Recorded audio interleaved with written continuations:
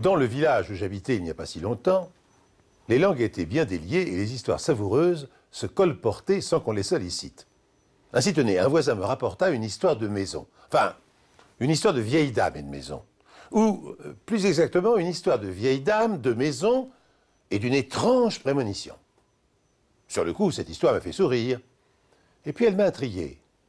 Et aujourd'hui, j'ai bien du mal à la chasser de mon esprit. Tenez, peut-être qu'en vous la racontant à mon tour, elle me laissera dormir. On dira ce que l'on voudra, mais Élise, elle y croyait. Moi pas, je vous l'avoue. Mais j'ai bien fini par me rendre à l'évidence.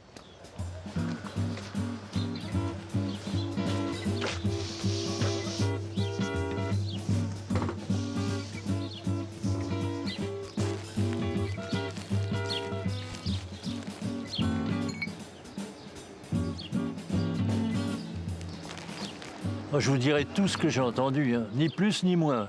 Puis il vous fera une opinion. La mienne, elle est déjà faite.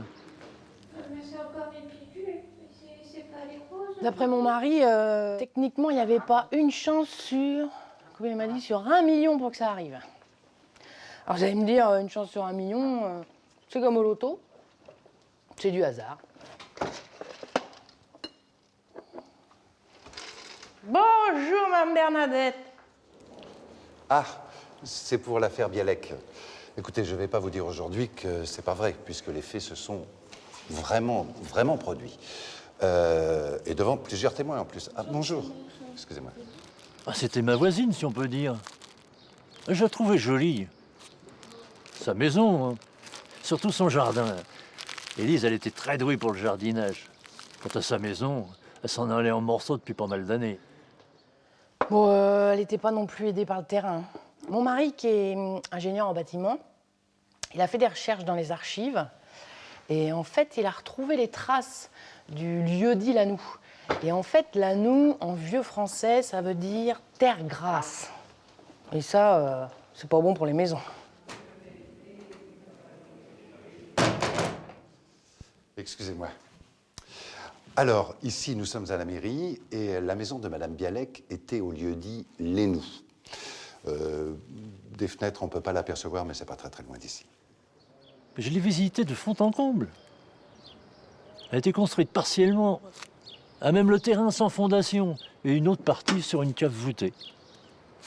J'ai même trouvé sur le calcaire de la voûte un nom gravé, Darmon.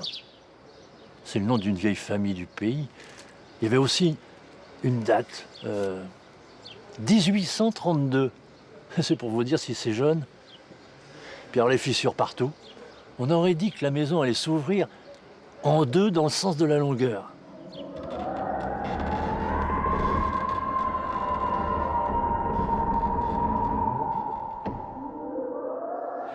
Quant au toit, alors là, je vous en cause pas.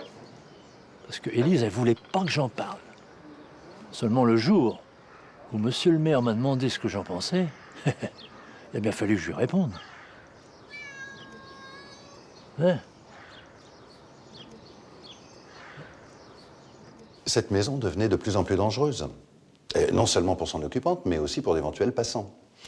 Et d'ailleurs, mon prédécesseur avait déjà longuement parlé de la chose avec M. Bialek, Stanislas, le mari défunt d'Élise, qui avait répondu qu'il faisait ce qu'il pouvait par lui-même et que pour les gros travaux, il allait aviser. Et malheureusement, il est décédé avant d'aviser. Madame Bialek a accompagné toute sa vie son mari, marchand itinérant, et partagé ses tournées de village en village. Lorsqu'il meurt, sa veuve n'a même pas droit à une retraite décente et elle est naturellement incapable d'entretenir la maison. Le jour où la maçonnerie de la fenêtre a failli lui tomber dessus, elle a vraiment eu peur. Elle ouvrait les volets d'en bas et crac, le linteau et un beau morceau de la façade qui dégringole. Elle a juste reçu un morceau de brique sur le bras. Mais elle l'a reconnu quand même. Ma pauvre Lucienne, cette fois, c'est vraiment le commencement de la fin. Le danger devenait de plus en plus réel. Alors on a fermement insisté pour qu'elle fasse effectuer un minimum de travaux pour sa propre sécurité. Mais même un toilettage minimum, ça représentait une grosse somme. Il aurait fallu un chaînage. Vous savez, ce système avec un X en fer forgé qu'on met sur la façade, un autre par derrière, et entre deux, on met une chaîne qu'on serre. Alors, ça rapproche, mais je ne sais même pas si ça aurait suffi. Hein. Et un jour, elle est arrivée à la mairie pendant une séance du conseil et elle a posé son livret d'épargne sur la table.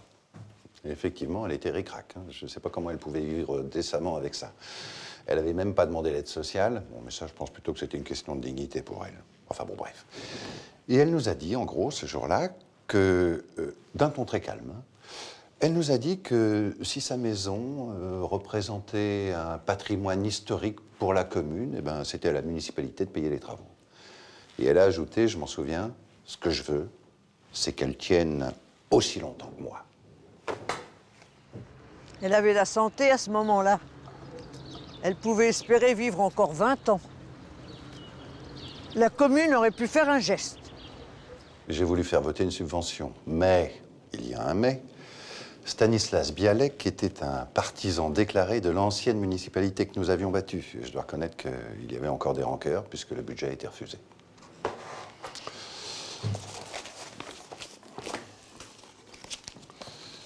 Et qu'est-ce qu'elle pouvait faire? Hypothéquer son bien, vous plaisantez. C'est ce qu'il pensait faire au début. Hein. Mais tout était hypothéqué jusqu'à l'os du vivant de son mari. Et puis vous connaissez, vous, des banques qui prêtent à une vieille dame dans ces conditions? Élise Bialek continue à vivoter dans sa maison, à s'occuper de son jardin et à ne rien demander à personne. Un matin, une caravane de gens du voyage, en route vers leur grand rassemblement des Saintes-Maries de la Mer, fait halte dans le village. Cet événement anodin va rapidement déclencher une succession de phénomènes extraordinaires que je vous laisse découvrir tout de suite. Les autres années, les gitans, ils venaient en masse à Nogent. C'était à quoi? À 30 km d'ici. Mais ils ont construit la centrale et leur campement habituel, ils l'ont fermé. Alors ils se sont répartis par petits groupes dans les alentours. La loi nous oblige à les accueillir pour un temps limité. Mais là, ils étaient presque aussi nombreux que nos résidents. Et puis, on n'est pas équipé en sanitaire pour une telle affluence. Alors, ça a créé des tensions. Le gros de la troupe a fini par repartir. Mais nous en est resté 4 ou 5 caravanes. Alors, on a demandé si quelqu'un pouvait prêter un terrain viabilisé pour les accueillir. Et là, alors, la réponse a été simple. Aucun volontaire, sauf Madame Bialek. Je ne sais pas ce qui lui a pris.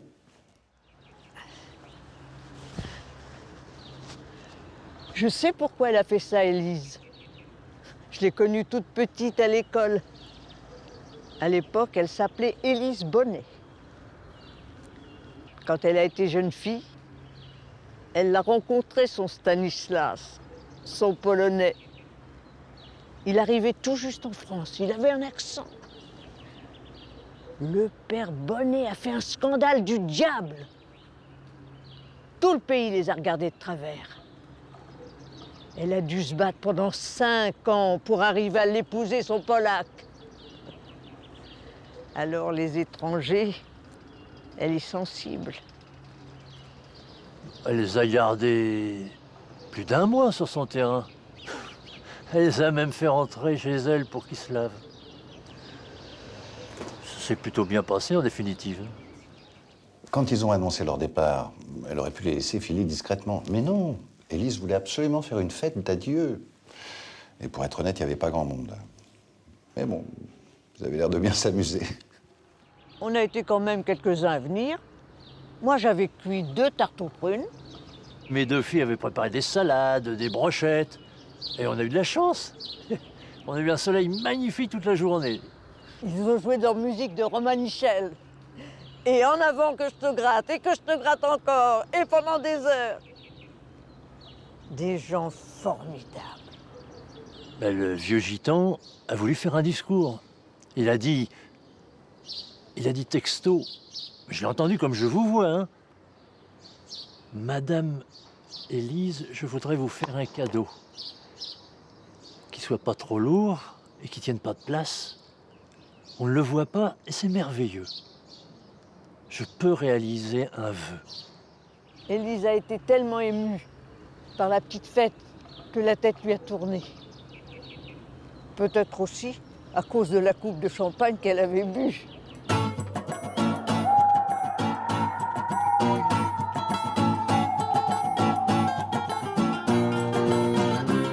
Avec Madame Chausson, on l'a fait rentrer au frais dans sa salle à manger. Et là, le vieux gitan s'est assis à côté de nous. Et il a dit « Je peux vous apporter la protection.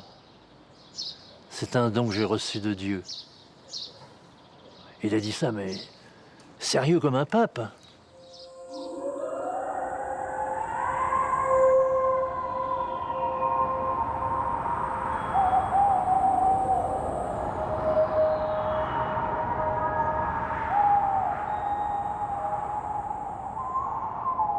Cet épisode folklorique et amical va rapidement s'effacer des mémoires au profit, 2 ans plus tard, d'un événement considérable pour une si petite commune, la construction d'une résidence pour personnes âgées à Saint-Martin, le chemin des Lilas. Élise Bialek est l'une des premières personnes à bénéficier d'un hébergement. Hélas, dans des conditions tragiques. Oui, c'est moi qui l'ai accueillie quand elle est arrivée chez nous, après un séjour à l'hôpital. Elle avait fait une occlusion artérielle, malheureusement suivie d'une hémiplégie. Elle ne pouvait plus être autonome chez elle. Et ses revenus ne suffisaient pas à payer son séjour. Alors notre assistante sociale a trouvé le complément par le département. Mais il a quand même fallu vendre les biens de Madame Bialek. Les meubles et les objets personnels sont partis à la salle des ventes, mais en ce qui concerne la maison, vu son état, les acheteurs ne se sont pas précipités. Ouais, elle aimait sa maison. M'en suis aperçue en fait parce que le hasard a voulu que sur la terrasse, là-haut, on peut l'apercevoir, sa maison. Donc du coup, souvent, on l'y conduisait, des jours où il n'y avait pas trop de vent. Et puis elle restait là pendant des heures à la regarder. Moi, je craignais qu'elle ait un petit peu de peine, parce que elle se doutait bien qu'elle ne la reverrait plus. Puis un jour, pourtant, elle m'a dit « J'ai toujours mon chez moi, je m'inquiète pas ». Et puis le lendemain, pendant le déjeuner, alors qu'on s'y attendait pas, elle s'est écroulée comme ça dans la salle à manger.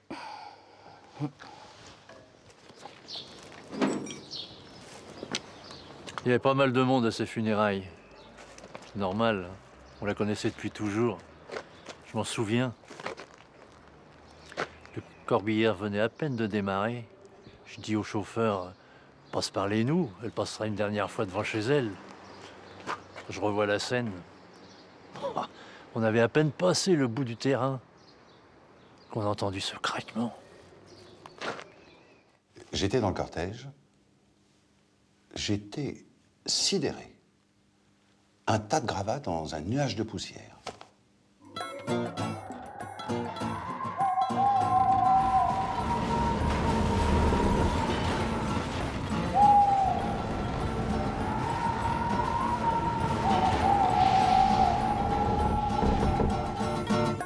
Alors bien sûr, les langues ont commencé à trotter. Et les gens ont reparlé du vieux gitan et de la protection. Et ils ont ri. Non, pas pour Madame Élise, hein, on l'aimait bien. Mais ils ont tous dit, si c'est ça être protégé. Ça faisait beaucoup pour cette pauvre dame. La maladie, la paralysie, la chaise roulante et, pour couronner le tout, la maison qui s'effondre. Alors effectivement, si c'est ça, apporter la protection sur quelqu'un... Effectivement, on peut parler de cinglant démenti pour les amateurs de merveilleux. Et pourtant. Mais jamais, hein, pas un seul jour, elle s'inquiétait. Elle se sentait vraiment protégée. Ils avaient vraiment tort, tous autant qu'ils sont. Parce que la promesse, elle avait bien marché.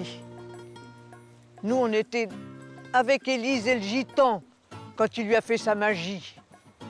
Et on a vraiment bien entendu ce qu'elle lui a demandé, Élise. Elle a dit au gitan, je vous le dis texto, hein, ce que j'ai entendu, ni plus ni moins. Pour moi, je n'en fais pas. Et pour ma maison, j'aimerais bien qu'elle tienne le coup jusqu'au jour où je serai logé entre 4 planches.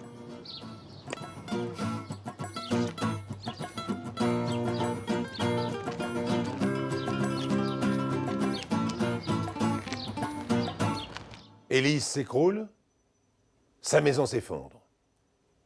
Protection magique. Fadaise, répliqueront les rationalistes. D'autres penseront encore qu'il s'agit d'autosuggestion chez une vieille dame naïve et diminuée. Mais qu'importe après tout. Cette histoire finit bien, comme l'avait prédit le Tzigane. Élise Bialek nous a quittés entre 4 planches, pour un monde meilleur, au moment où sa vieille maison rendait l'âme à sa manière.